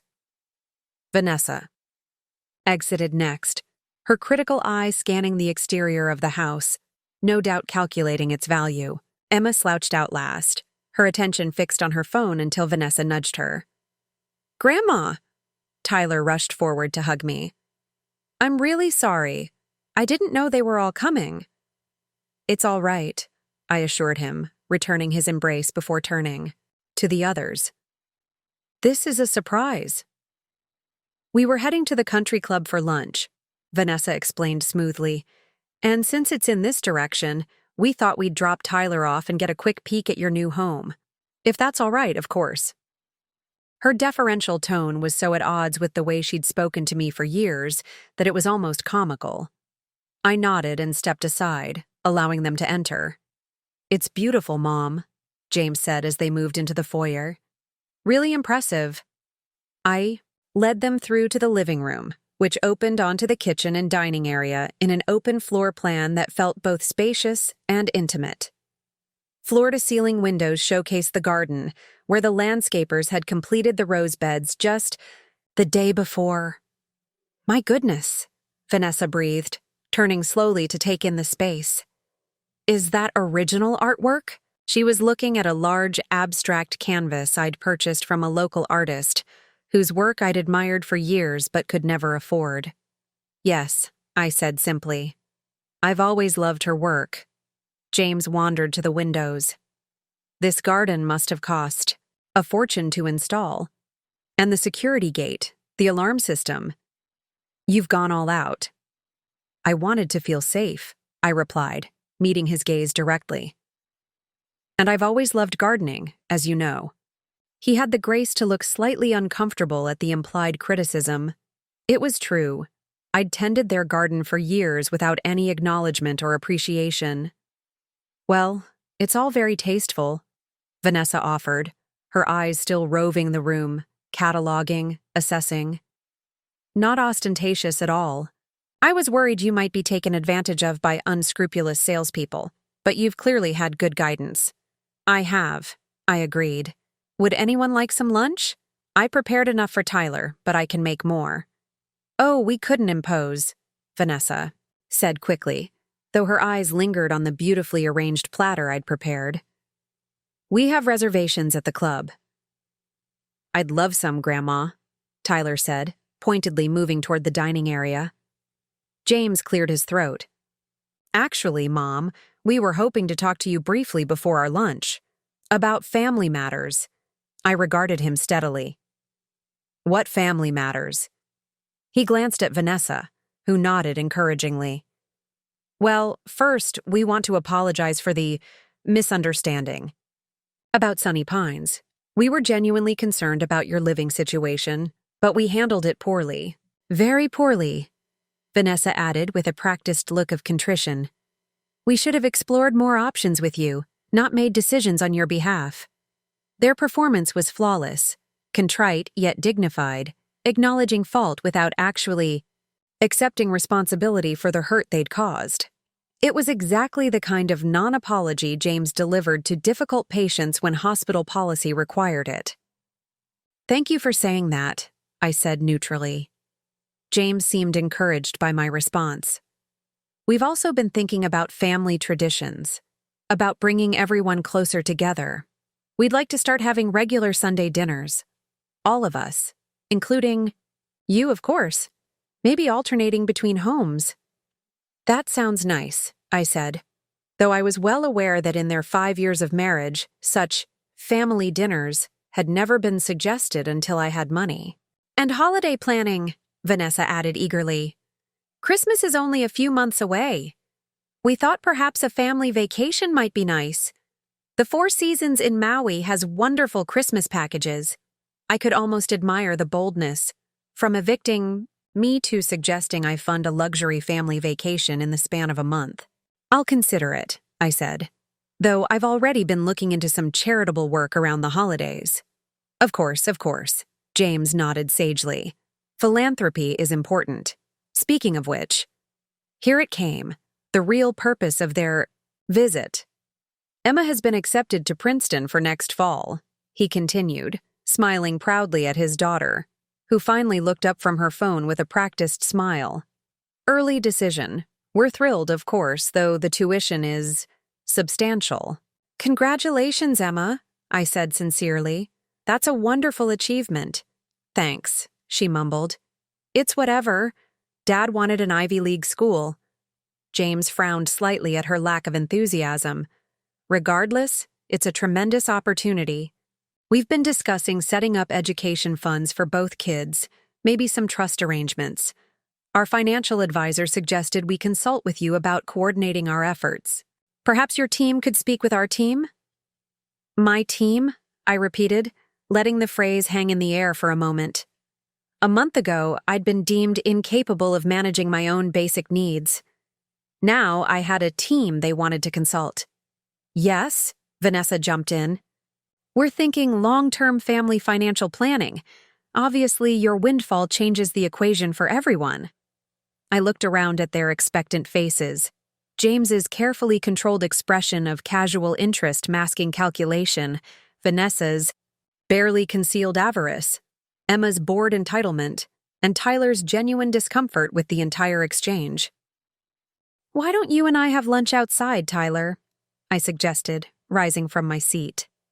"James, Vanessa, Emma, I don't want to make you late for your reservation." "But we haven't really discussed," James began. "The family financial planning," I finished for him. "No, we haven't. And we won't be today. When and if I decide to make provisions for my grandchildren's education or any other aspects of this family's financial future, it will be on my terms. In my time." James's face flushed. "Mom, that's not fair. We're trying to have a reasonable discussion about practical matters that affect all of us." "No, James," I said quietly but firmly. "You're trying to establish a claim on money you believe you're entitled to because we share DNA. But here's what you need to understand. My lottery win doesn't erase the fact that you were willing to discard me when I became inconvenient. It doesn't change the years of subtle humiliation in your home. And it certainly doesn't obligate me to fund the lifestyle you think you deserve." The silence that followed was deafening. Even Emma looked up from her phone, shocked by my directness. "I think you should go now," I added gently. "Tyler is welcome to stay for lunch as planned. We can discuss your club reservation another time." "Can't believe you're being this vindictive," Vanessa finally sputtered. "After all we've done for you." I smiled sadly. "That's the problem, Vanessa. You still don't understand what you did, and didn't do. But I do. Now please respect my wishes, and leave." They departed in stony silence, James practically dragging Emma by the arm when she lingered, suddenly interested in the contents of my home now that she'd witnessed my resolve. After they were gone, Tyler and I sat in the garden with our lunch, the awkwardness gradually dissolving into comfortable conversation about his studies, his friends, his doubts about medicine. "I'm sorry about them," he said finally. "They've been obsessed with your money since the news broke. It's all they talk about." "It's not your fault," I assured him. "And you're always welcome here, regardless of what happens with your parents." He looked at me thoughtfully. "You've changed, Grandma. You're different now." "How so?" "You're stronger, more yourself somehow." "It's nice to see." His simple observation touched me deeply. Unlike the others who saw only the external trappings of my new wealth, Tyler had recognized the internal transformation, the reclaiming of self that was my true fortune. I hadn't expected James to give up easily, but even I was surprised by his next move. 3 days after their visit, Patricia called me, her voice unusually tense. "Barbara, I've just received some concerning correspondence from a law firm representing your son." My stomach dropped. "What kind of correspondence?" "They're suggesting that you may not be mentally competent to manage your newfound wealth. They're requesting medical evaluations and intimating that they may seek conservatorship if their concerns aren't addressed." For a moment, I couldn't speak, the betrayal cutting so deep it left me breathless. "He's trying to take control of my money." "It appears so," Patricia confirmed grimly. "It's an aggressive tactic, but not uncommon when large sums are involved. The good news is that it's unlikely to succeed. You're clearly of sound mind, and your financial decisions thus far have been prudent and well documented." "What do we need to do?" I asked, already feeling the fight rising within me. "I've contacted Dr. Reynolds, the geriatric specialist you saw last week for your checkup. She's prepared to provide documentation of your cognitive wellness. We'll also gather statements from the financial team about your engagement and decision-making. Capacity. This will be unpleasant, Barbara, but we're well positioned to counter it." After we hung up, I sat in my garden, surrounded by the roses I'd planted, trying to process this latest development. James wasn't just trying to access my money. He was attempting to strip me of my autonomy, to legally classify me as incompetent.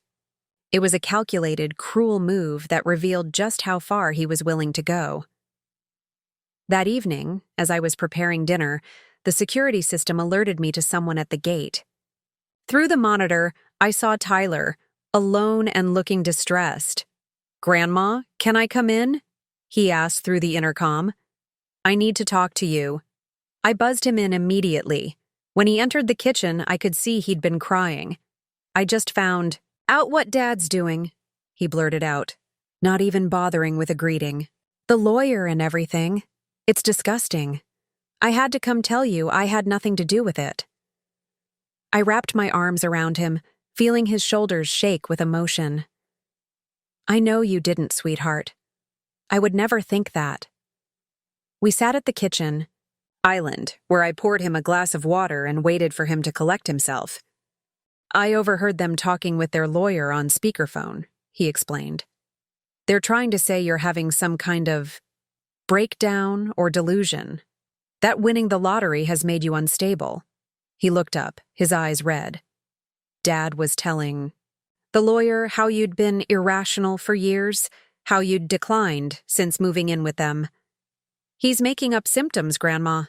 Vanessa was backing him up, saying she'd noticed worrying behavior patterns. The calculated nature of their deception shouldn't have surprised me, yet somehow it still did. "I'm so sorry you had to hear that, Tyler." "I confronted him after the call," Tyler continued. "I told him he was lying, that he was just after your money. He said I didn't understand adult matters, that he was trying to protect the family's interests. Then he said if I didn't support them in this, I was choosing you over my own parents." My heart ached for him.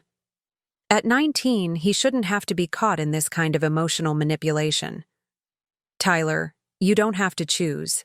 I would never ask that of you." "But Dad is," he said bitterly. "And I have chosen." I told him what he's doing is wrong and I won't be part of it.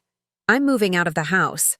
I've already called my roommate from freshman year. He says I can crash at his apartment until I figure something out. "Tyler, no," I protested. "Don't upend your life because of this. Your education is already paid for through this semester," he finished. "I have a campus job that covers most of my expenses. I'll figure out next semester when the time comes." I studied his face. So young, yet showing a moral clarity his father lacked. "I'm proud of you," I said softly. "Standing up for what's right isn't easy, especially when it means going against family." "Your family too," he said simply. "And what they're doing to you isn't right." As he left that evening, promising to stay in touch, I felt a complex mixture of emotions. Heartbreak over James's betrayal was tempered by profound pride in Tyler's integrity. The situation was painful, undeniably so, but there was also something clarifying about it, laying bare the true character of those involved, revealing who could be trusted and who could not. The battle lines had been drawn, not by my choice, but by James's actions. And though I had never wanted conflict, especially with my own son, I found myself ready for the fight. Not just for my money, but for my dignity and autonomy. The legal challenge from James escalated quickly. Within days, I received formal paperwork requesting a competency hearing, a court proceeding that would determine whether I was capable of managing my own affairs. The allegations in the filing were both hurtful and absurd, that I had exhibited erratic decision-making, paranoid tendencies, and inability to recognize familial obligations. Patricia assembled a formidable legal team, including a specialist in elder law who had successfully defended several high-profile clients against similar attacks. We gathered extensive documentation, medical evaluations from 3 different specialists, statements from financial advisors detailing my engagement in complex decision-making, and even testimony from the real estate agent and contractors who had worked with me on my home purchase, all confirming my mental acuity. "They don't have a case," my lawyer, Michael Thornton, assured me as we prepared for the hearing. "Their claims are baseless, and their timing, immediately following your lottery win, makes their motives transparent." Still, the process was grueling. Being forced to prove my competency through tests and evaluations felt fundamentally degrading. Each night, I returned home exhausted, emotionally drained by the ordeal my own son had initiated. 2 days before the scheduled hearing, my doorbell rang. Through the security monitor, I saw Vanessa standing alone at my door, her usual polished appearance notably disheveled. Against my better judgment, I let her in. "Barbara," she began, her voice lacking its usual confidence. "I know you have every reason to turn me away, but please hear me out." I gestured for her to sit, maintaining a careful distance between us. "James doesn't know I'm here," she continued, perching nervously on the edge of my sofa. "He would be furious if he found out, but I can't go through with this hearing." I studied her carefully, searching for signs of manipulation. "Why not?" "Because it's wrong," she admitted, not meeting my eyes.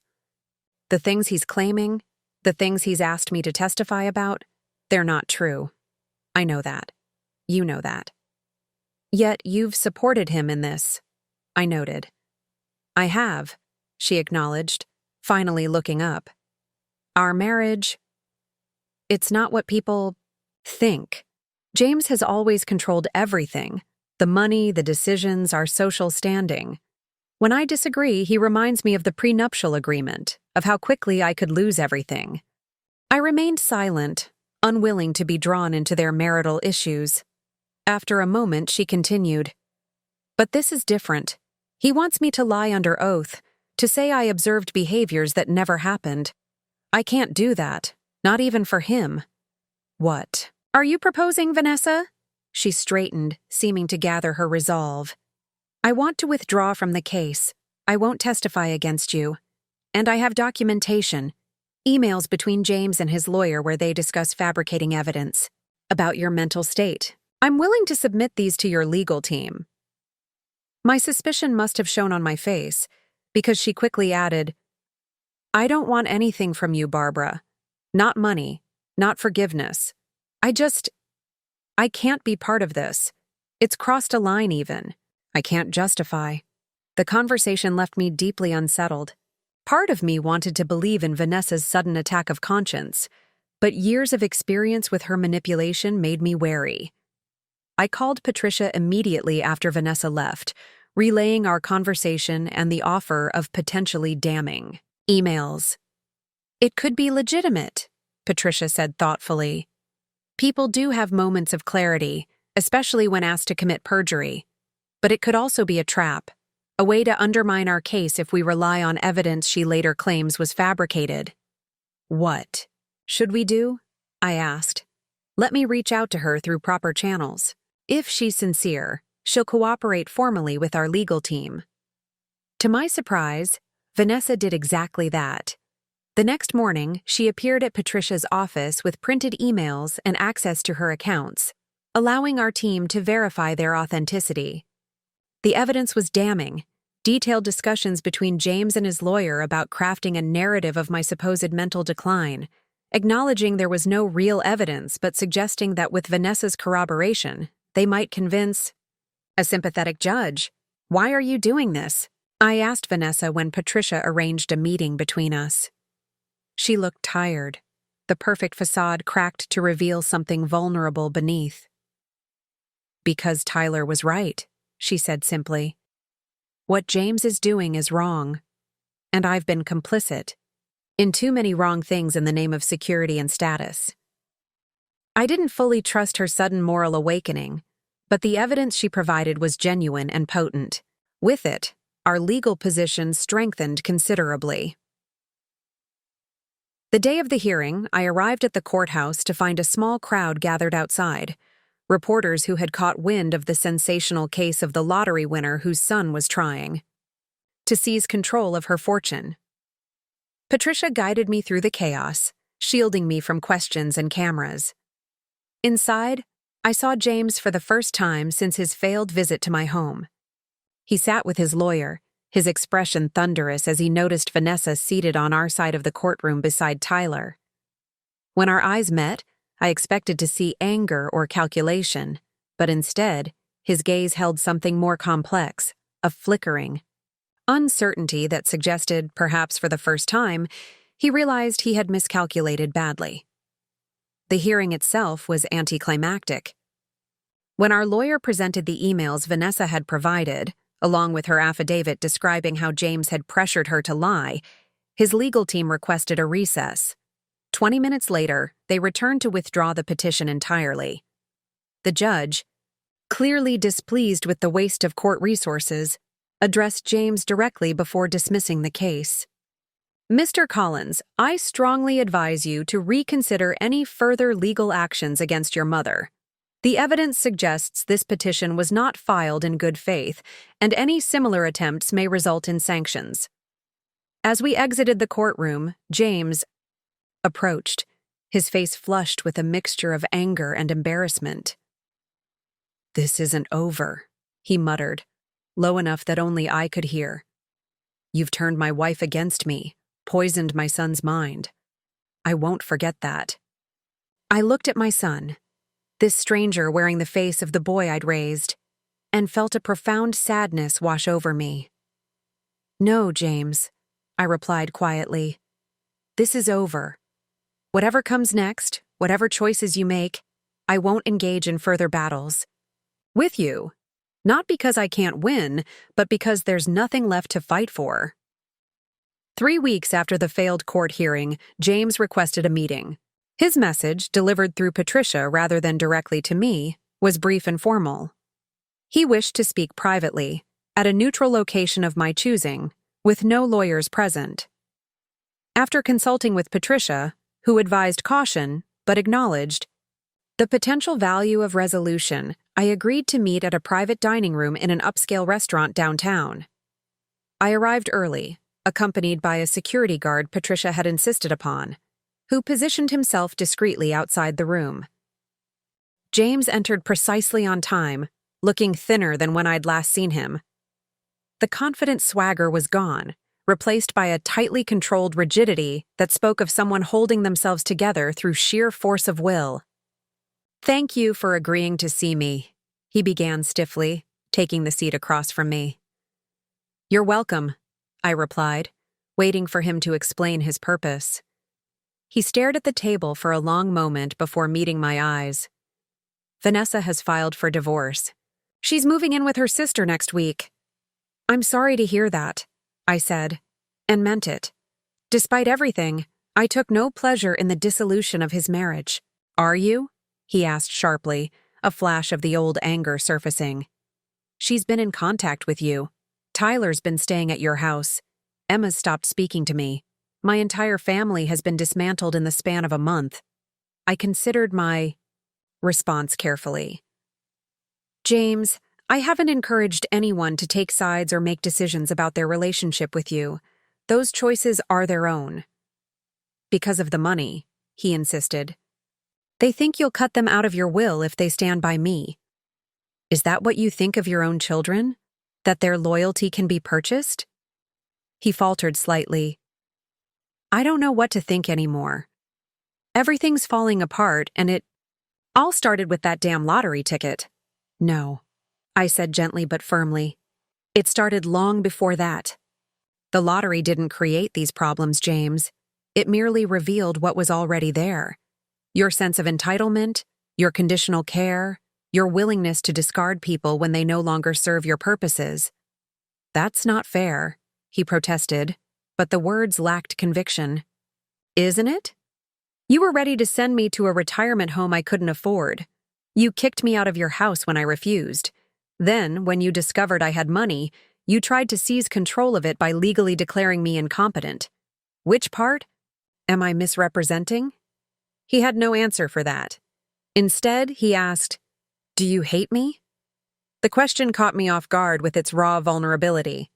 In that moment, he looked less like the calculating man who had tried to take everything from me, and more like the boy who had once sought my reassurance after making a mistake. "No, James," I said softly. "I don't hate you. I'm disappointed, deeply hurt, and I don't trust you. But I don't hate you. I don't think I could ever hate my own child, no matter what he did." He seemed to crumple slightly at my words, years of carefully constructed defenses beginning to crack. "I've made a mess of everything," he admitted, his voice barely audible. "I don't know how to fix it." "Start by looking honestly at yourself," I suggested. "At the man you've become versus the man you wanted to be. The gap between those two is where your work begins." "And us?" he asked hesitantly. "Is there any way forward for us?" I considered the question seriously, searching my heart for the truth. "I don't know, James. Trust, once broken, is very difficult to rebuild. I'm not closing the door entirely, but any relationship we might have in the future would need to be built on new foundations, not old assumptions." As he left, shoulders bowed under the weight of consequences he'd never anticipated, I felt a complex mixture of emotions: sadness for what had been lost, relief that the confrontation was over, and a quiet certainty that regardless of what James chose to do next, my own path forward was clear. 2 days after our meeting, a large package arrived at my home. Inside was an antique music box I'd once admired in a shop window years ago when James and I had been shopping for Vanessa's birthday gift. I had forgotten the incident entirely, but apparently he had not. A handwritten note accompanied it. "I've been thinking about all the times you put your own desires aside for mine. This is the first of many amends I hope to make. James." The gesture was both touching and troubling. While I appreciated the thoughtfulness of remembering something I'd once admired, the timing made me wary. Was this genuine remorse, or another calculated attempt to regain access to my life, and by extension, my fortune? Over the next few weeks, James's campaign of reconciliation intensified. Flowers arrived weekly. Handwritten letters recounting happy memories from my year's raising. Him appeared in my mailbox. He even volunteered at the botanical gardens where I had begun spending Tuesday mornings, showing up in work clothes ready to mulch beds and prune shrubs alongside the other volunteers. "Your son seems very devoted," Eleanor commented one morning, as we watched James cheerfully hauling mulch across the Japanese garden section. "He's been telling everyone how much he admires your resilience." I smiled non-committally, unsure how to explain the complexity of our situation. James was certainly putting on a convincing show of filial devotion, so convincing that I sometimes found myself wanting to believe in his transformation. Then came the invitation. A small dinner at his house, just James, Tyler, Emma, and me. "A fresh start for our family," the note read. "No agenda, no expectations, just a chance to begin healing together." I shared the invitation with Patricia during our weekly lunch. "What do you think?" I asked, passing her the elegantly handwritten card. She studied it thoughtfully. "It's entirely your decision, Barbara. The question is whether you're ready for this step. Do you believe his change of heart is genuine?" "I want to," I admitted. "He's saying all the right things, making all the right gestures. But I can't forget how quickly he turned on me before." "Trust your instincts," Patricia advised. "They've served you well so far." After careful consideration, I decided to accept the invitation with some modifications. I suggested meeting at a restaurant instead of his home, and I asked that Tyler be the one to choose the venue since he had relationships with both James and me. James readily agreed to my conditions, which I took as a positive sign. The dinner was scheduled for the following Friday at a modestly upscale Italian restaurant that Tyler had selected. I arrived precisely on time to find James and Emma already seated at a corner table. Tyler had texted that he was running a few minutes late due to traffic from campus. "Mom," James stood to greet me, his smile warm but nervous. "Thank you for coming." Emma offered a tentative smile as well, more subdued than I'd ever seen her. "Hi, Grandma." The initial conversation was stilted but civil as we navigated the new territory of interacting as adults with a complicated history rather than falling into our old patterns. James spoke about changes at the hospital, Emma about her college preparations, while I shared anecdotes about my volunteer work at the gardens. Tyler arrived 15 minutes late, sliding into his seat with an apology and a quick hug for me. "Now that we're all here," James said after we'd ordered, "I want to say something important." He took a deep breath, his expression serious. "I've been doing a lot of thinking since everything happened, a lot of soul-searching, and I owe all of you, but especially you, Mom, a real apology." He looked directly at me, his eyes holding mine steadily. "What I did was inexcusable. Trying to force you into Sunny Pines, kicking you out when you refused, then attempting to take control of your money through the courts, it was all wrong. Deeply, fundamentally wrong." The sincerity in his voice seemed genuine, and I found myself wanting to believe him. "I've been seeing a therapist," he continued, "trying to understand why I became the kind of person who would treat his own mother that way. It's been illuminating and humbling." Emma shifted uncomfortably in her seat while Tyler watched his father intently. "I don't expect immediate forgiveness," James added. "I don't even know if forgiveness is possible after what I've done. But I want you all to know that I'm committed to changing, to being the kind of man my family can be proud of again." As dinner progressed, the conversation gradually became more natural. James spoke about possibly cutting back his hours at the hospital to focus more on family. Emma, to my surprise, mentioned reconsidering Princeton in favor of the State University, where Tyler was studying. "The pressure of an Ivy League school doesn't seem worth it anymore," she explained, showing the first real glimpse of self-reflection I'd seen from her. "After everything that's happened, I'm thinking about what I really want, not just what looks impressive." By dessert, I found myself cautiously optimistic. The evening had gone better than I'd dared hope, with what appeared to be genuine connection beginning to rebuild among us. As we prepared to leave, James asked if he could walk me to my car. Once outside, he hesitated, then pulled an envelope from his pocket. "I wanted to give you this privately," he said, handing it to me. "It's not a request or an expectation, just something I thought might interest you." Inside was a glossy brochure for a luxury tour company, the page marked to a Healing Waters tour of natural hot springs in Japan. "You always talked about wanting to visit Japan someday," James explained, "especially the traditional onsen. I remember you reading that book about their healing properties when I was in high school." I stared at the brochure, genuinely touched by the thoughtfulness of remembering a dream I'd mentioned so long ago. "I thought," he continued carefully, "that it might be nice if we could all go together. A real family vacation. My treat, of course," he added quickly. "I've been saving. And with the reduction in hours I'm planning, I could take the time off." The offer seemed heartfelt, the gesture meaningful. Yet something in his phrasing, "my treat, of course," struck a discordant note.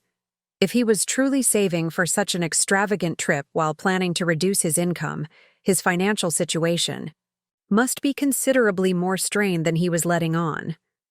"It's a lovely idea," I said, keeping my tone warm. "Let me think about it." As I drove home, the evening replaying in my mind, I couldn't shake a growing sense of unease. James's transformation seemed too complete, too perfectly calibrated to address my every concern. The apology, the therapy, the family-focused career change, the thoughtful gift recalling a long-ago dream, it all fit together a bit too neatly, like a carefully constructed narrative designed to achieve a specific outcome. My intuition proved correct. The following morning, Tyler called, his voice tense. "Grandma, there's something you should know. After you left the restaurant last night, Dad got a call and stepped outside. I went to use the restroom and overheard him talking in the hallway. He was speaking to his financial advisor. I felt a familiar sinking sensation." "What did you hear, Tyler?" "He was discussing liquidating some investments to cover mortgage payments. Then he mentioned the Japan trip investment and how it needed to seem like his idea, not something he was asking for. He said something like, Once we're all together on vacation, I can bring up the family trust concept again. She'll be more receptive in that environment. I closed my eyes, a wave of disappointment washing over me. Thank you for telling me, Tyler. I'm sorry, Grandma. I really thought he was changing. So did I admitted. Or at least, I wanted to believe it. After we hung up, I sat in my garden, watching the butterflies flit between my roses, and contemplated what to do next. The pattern was clear. James would continue his campaign of reconciliation, each step carefully calculated to rebuild trust until he could make another attempt at accessing my wealth. The methods had become more sophisticated, the approach more patient, but the underlying motivation remained unchanged. Rather than confront him directly, I decided on a different approach. I called Patricia and set several wheels in motion. 2 weeks later, I invited James, Tyler, and Emma to my home for brunch. They arrived together, James bringing an expensive bottle of champagne to celebrate our new beginning. After we'd eaten, I asked them to join me in the living room. 3 envelopes sat on the coffee table, each bearing one of their names. I've been doing a lot of thinking, I began, about family, about legacy, and about what true security means. I'd like each of you to open your envelope. They did so, Tyler and Emma exchanging confused glances while James maintained a carefully neutral expression that didn't quite mask his anticipation. Inside each envelope was documentation of an educational trust I'd established. For Tyler and Emma, the trust would cover all higher education expenses, including graduate school if they chose that path. For James, I had funded a continuing education account specifically for therapeutic training. During our dinner, you mentioned seeing a therapist and finding it illuminating, I explained to James. It occurred to me that with your medical background and newfound appreciation for psychological healing, you might find fulfillment in a career transition to therapeutic work. This fund will cover any training or certification you might need to explore that path. James stared at the document, visibly struggling to mask his disappointment. This was not the wide-open access to my fortune he'd been angling for. That's thoughtful, he managed finally. There's more, I continued. I've also established a family foundation focused on elderly care and financial literacy. All 3 of you are named as board members, alongside professional trustees. The foundation will fund scholarships for nursing students specializing in geriatric care and support programs, teaching financial independence to seniors. Emma looked genuinely intrigued. So we'd help decide where the money goes? Yes, within the foundation's mission parameters. It's a chance to do meaningful work together as a family, addressing issues that have touched our lives directly. Tyler smiled, understanding immediately what I'd done. The arrangement would allow us to rebuild relationships through shared constructive work while maintaining appropriate boundaries. The educational trusts provided genuine support without enabling dependency or entitlement. James set his paperwork aside carefully. And the Japan trip? The Foundation's first board meeting is scheduled in Kyoto next spring, I explained. All expenses will be covered for board members. We can extend the trip to include the onsen tour you mentioned, if you're interested. His expression was a complex mixture of emotions, disappointment at being outmaneuvered, grudging respect for the elegance of my solution, and perhaps, beneath it all, a glimmer of genuine appreciation for the opportunity I was offering. Not wealth itself, but a pathway to redemption through meaningful work. I'll need to check my schedule, he said finally. Of course, I replied, meeting his gaze steadily. It's entirely your choice, James. That's the point. In that moment, I saw something shift in his eyes, a reluctant recognition that the dynamics between us had permanently changed. I had found a way to be generous without being exploited, to remain connected without being controlled. 1 year after winning the lottery, I celebrated my 71st birthday in my garden, surrounded by friends I'd made at the botanical gardens, Tyler, and his new girlfriend, Emma, who had indeed chosen the state university, and even James, who had begun his counseling certification program and was attending our small gathering with careful politeness. As the afternoon sun filtered through the rose arbor I'd designed, casting dappled shadows across the faces of people who had become my chosen family, I reflected on the extraordinary journey of the past year. The money had changed my life, undeniably. I lived in comfort I'd never imagined possible. I traveled, when I wished, donated to causes I believed in, and never worried about affording medication or health care. But the true transformation had nothing to do with wealth and everything to do with reclaiming my worth. That evening, after my guests had departed, I sat alone on my patio, watching the sunset paint the sky in strokes of pink and gold. The solitude felt peaceful now, a chosen state rather than an imposed isolation. I thought about Eleanor, who had become a dear friend, about Patricia, whose initial professional guidance had blossomed into genuine mutual respect, about the other volunteers at the gardens who valued my contributions regardless of my bank balance. I thought too about James and our complicated path toward a new kind of relationship. The foundation work had provided a structured environment where we could interact with purpose rather than falling into old patterns.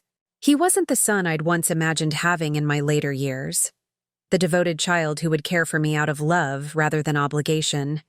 But he was finding his way toward becoming someone more authentic, more self-aware than the man who had once dismissed me as a burden. The greatest lesson of my unexpected fortune wasn't about money at all. It was about the clarifying power of crisis, the way extreme circumstances strip away pretense and reveal essential truths. When James kicked me out at 70, he had inadvertently set me free from the thankless role of family servant, free from the constant accommodation of others at my own expense, free from the belief that my value lay solely in what I could provide. The lottery win had merely amplified this freedom, giving it practical expression. The money wasn't the miracle, the awakening was. As the first stars appeared in the darkening sky, I pulled out a small notebook and began to write the wisdom I wished to share with my grandchildren, with the scholarship recipients our foundation would support, with anyone who might benefit from the hard-won insights of my journey. True wealth isn't measured in dollars, but in self-determination. The ability to say no when necessary, to set boundaries that protect your spirit, to walk away from relationships that diminish rather than enhance your life. These are the real treasures, available to everyone regardless of financial status. It's never too late to reclaim yourself. At 70, I discovered parts of me that had been buried beneath decades of compromise and self-sacrifice. Those rediscovered aspects, my love of gardening, my eye for beauty, my capacity for friendship outside family bonds, have brought me more joy than any material comfort. Generosity is a gift you give yourself, but only when it flows from genuine choice rather than manipulation or obligation. When I was pressured to give, resentment followed.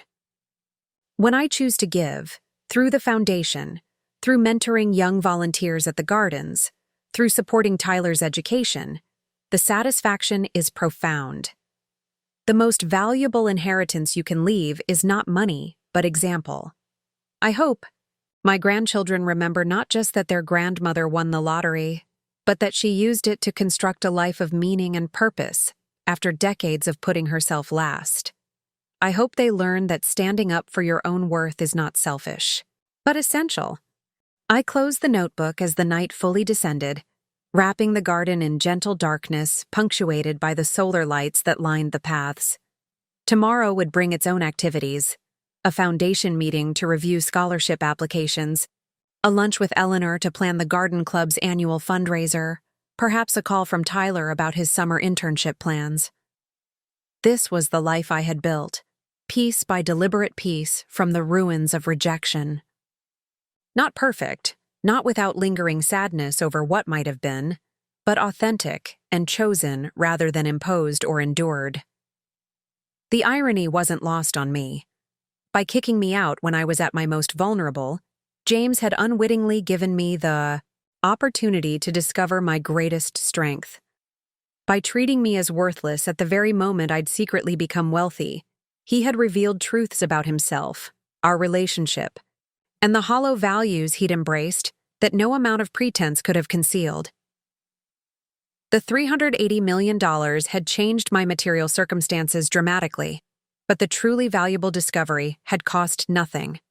At 70 years old, I had finally learned that the only approval I truly needed was my own. Up next, you've got 2 more standout stories right on your screen. If this one hit the mark, you won't want to pass these up. Just click and check them out.